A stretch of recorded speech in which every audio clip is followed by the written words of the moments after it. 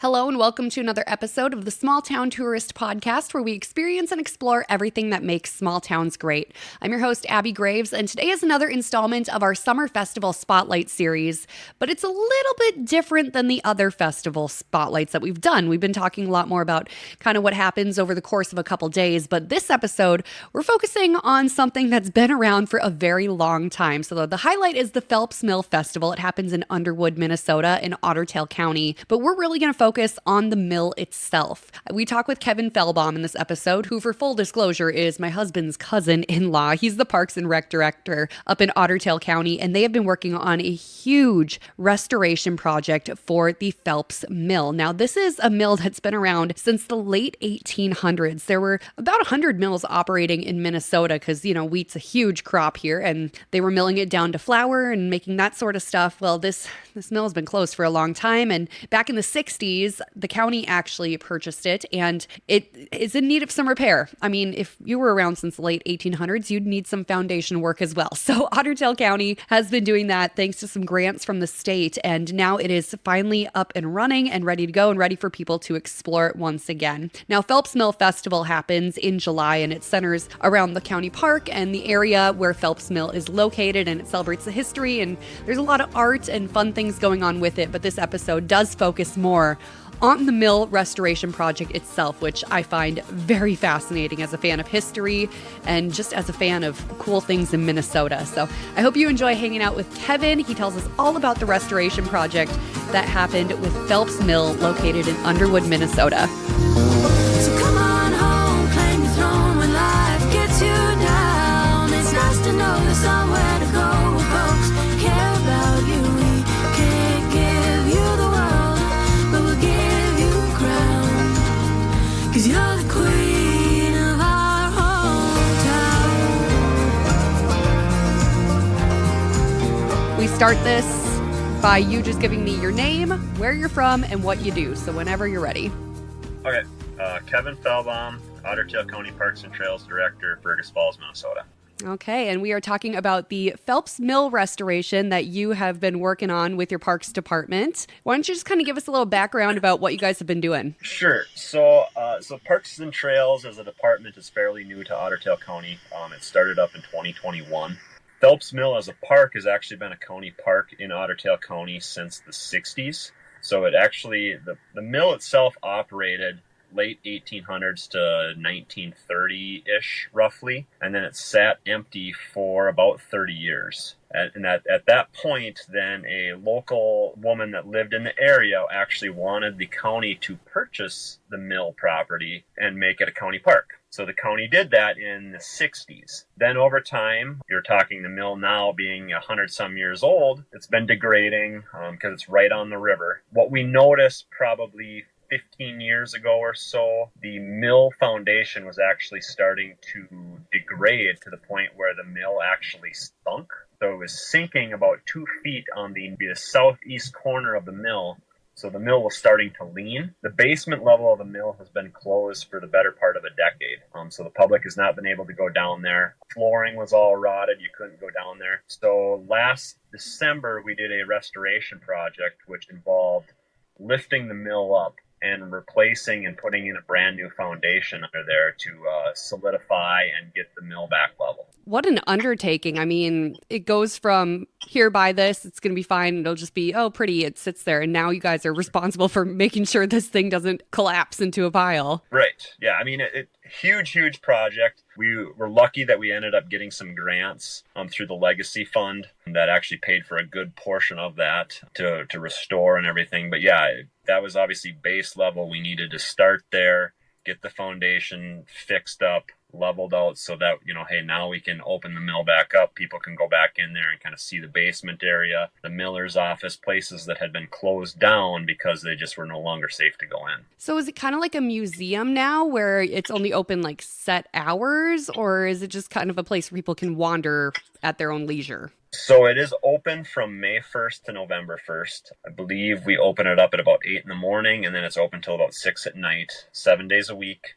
But yeah, it's you can come tour it on your own. The nice thing about Phelps Mill, which is really unique, is that, after the mill was closed down in the 30s and sat vacant for that many years, the majority of the machinery and everything that was used to make the flour and everything is still in there. So and this is super interesting to me, is that, you go from World War I, World War II, where, with the war effort, they're going around and gathering steel and metal to, help with the war effort. And here's all this stuff sitting unprotected at that point. People didn't come in and scrap all that and take that out, which is incredibly amazing that stuff is still there. And it's all in the mill currently, so that, when you come to tour it, you actually see the mill intact with all of its equipment that would have been functioning back, late 1800s. That's insane that it went untouched. Like, you'd think that that'd be the first place they'd go. Like, oh, yeah, we'll just take all that stuff. No one's using it anyway. But here it is, still sitting there today. Yeah. The county is really blessed that they were able to get a hold of that facility with it that well intact. And actually, I've heard from many historical foundations and stuff that within the tri-state, multi-state area, Phelps Mill is by far the most complete system where, you've got all that equipment, the dam is in place, to power that facility. All that is still there. Yeah, that is just an absolute miracle that it's all there and that the public can now go and enjoy it safely without it falling over. Yeah. Yep. Yeah, I know once we got the contractor on site, he's actually a good personal friend of mine from back home in Little Falls. He said many sleepless nights once they actually got down in there to start renovation. He's like, the foundation was in worse condition than what we had actually initially thought. Because the thing with the mill's foundation, it's right on the river, so there's constant flooding coming underneath and eroding and washing stuff away. And he's just like, we came down to some of the main pillars, and they could just take a shovel and push right through, and that was what was holding the building up. Oh my gosh, that's terrifying. Yeah, it was not good. Honestly, there was talk like, you want to be on the news, you would have been on the news if that thing would have fell into the water. Mm-hmm. We lucked out to get it done when we got done. The funding came through at the right time. The other thing that was huge is the last 2 summers where we had drought. We went into the winter of 22. The river level was down so far that, it wasn't flooding underneath the mill. So we were actually able to get in there and not have to fight the water, put that new foundation in, and, get it fixed. Nobody wants a drought, but there is little silver linings like that come up, and it allowed you guys to finish that project, and that's huge. Yeah, and actually, it's super dry. We get that done. Then that spring, we had huge melt runoff that the river popped back up, and honestly, within a week or two after we had the foundation fixed and in place, water was up underneath the mill again, like normal, and it was just, it was the craziest thing. Mother Nature was playing along nice there for you. Yep. Yeah, we lucked out. So is the foundation kind of the big thing that you guys had to do, or is that just like a part of a larger restoration project? Is there more work you need to do on it? So yeah, we've got a long range strategic plan for Phelps Mill as a park as a whole. If we're just looking at the mill itself, so yeah, the main portion of the renovation was the foundation repair, but along with that, we obviously straightened the mill back up. There's a small miller's office that is attached to the mill. That was completely no longer attached to the mill, so we got that reattached. That's back on, open. We did a lot of other small things, some window repair. There was an old set of rickety concrete steps that allowed you to go from the top level down to the basement along the outside of the mill. That was replaced. The boardwalk in front, we replaced that. What else? There was the turbine structure that held the turbines up within the river. We repainted that. So there was quite a few things just with this renovation project that we did. Long term, we will continue to perform maintenance to get the mill back to a more better state than what it is currently. Long range for Phelps Mill Park as a whole, across the street there is the old Phelps Mill store. So that was a store that functioned during the time that the mill was open, where it was a general store, sold groceries, that sort of thing. Over time that had evolved into like selling ice cream and knickknacks and that sort of stuff. The county purchased that building about 4 years ago. So we are looking at getting that restored as well, hopefully getting that opened back up to sell ice cream and that sort of stuff. The park that surrounds the mill building and the store, about 3 years ago, the county purchased an adjacent farmstead of about 70 acres so that we would double the footprint of what Phelps Mill Park was. With that, we're going to be doing, hopefully starting next year, we're going to start doing some prairie restoration out there, along with walking trails, some boardwalks. There's actually 4 phases to our long-range strategic plan for Phelps Mill. A bunch of different amenities that we'll be adding, one of them being like an amphitheater, increased and better parking, redoing the roads through the park, camping, that sort of stuff. So yeah, we've got a long-range plan that we're really excited about.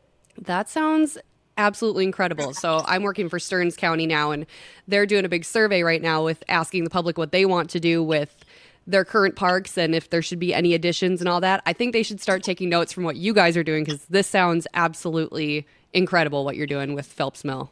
Oh, thank you. Yeah, it's I'm really excited about it. It's really great that we can do this so that not only the current generations but future generations have a place to go to and enjoy. And just with the backdrop of Phelps Mill, it's a really special place. And it's such a gorgeous place too. Every picture I've ever seen from there is just, it looks like it was professionally done.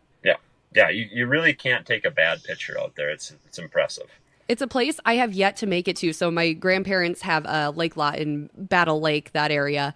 And we all get up there for the weekend. We're like, oh, what should we do? And at the top of everyone's list, we're like, oh, we should, just take a day and go to Phelps Mill and see it for ourselves. Well, we've never actually done it. So I'm thinking this summer, now is the time. We got to go do it.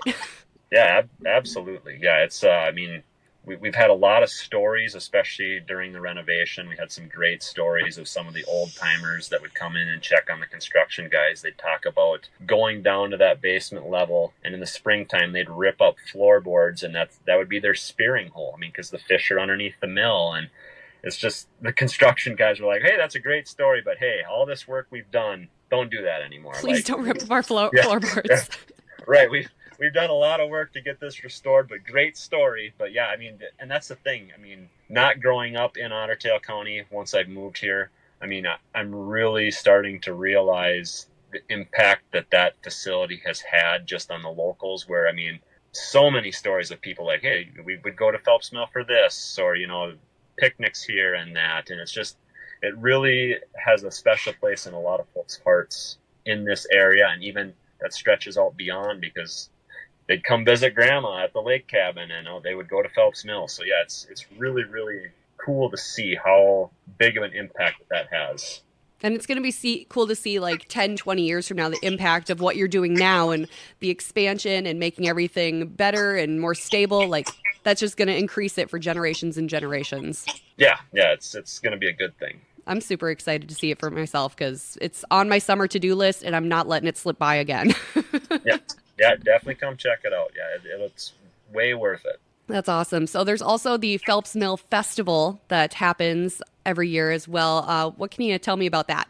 So that is it's a 2-day festival that's always the second weekend of July.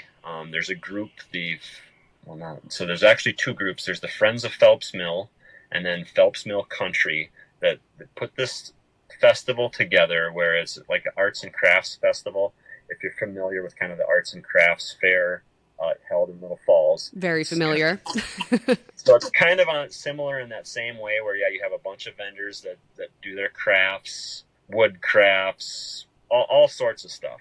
They've actually continued to expand that festival to where now they've actually got like local beer vendors that come in who make different types of beer. They've got a beer tasting event. They've got a wine tasting event.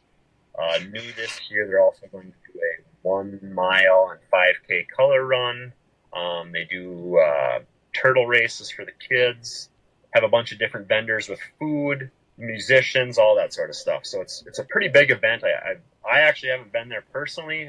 It always ends up being on a weekend where I've got something else going on, but I've heard really great things about the festival. Sounds like there's a lot of fun stuff to do. I mean, if there's a craft fair, I will go. I don't care how big or small it is. I just love them. And like doing live entertainment and beer tastings, that's a great way to get rural Minnesota out and about.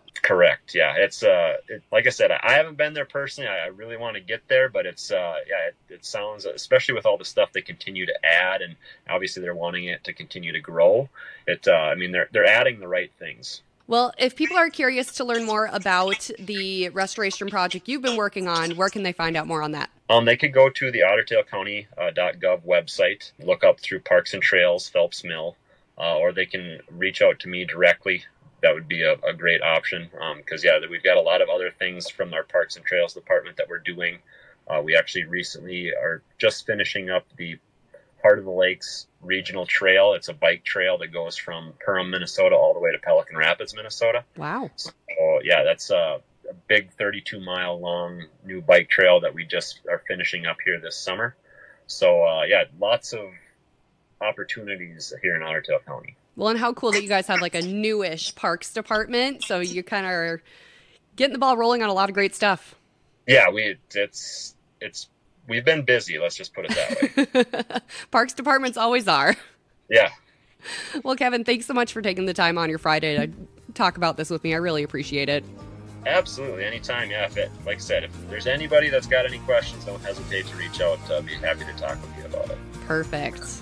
Thanks for listening to the Small Town Tourist Podcast. I'm your host, Abby Graves. Our theme song is Queen of Our Hometown by Rachel McIntyre Smith. You can stream it wherever you listen to music, and be sure to follow Rachel on her social media at Rachel McIntyre Smith, and check out her website, rachelmcintyresmith.com. If you're looking for more content from the Small Town Tourist, you can always check that out at thesmalltowntourist.com. And of course, you can follow on Instagram and Facebook at The Small Town Tourist. And if you know of a really cool festival or something awesome to check out this summer, I'd love to hear from you. Go ahead and send me an email, Abby, ABBEY, at thesmalltowntourist.com.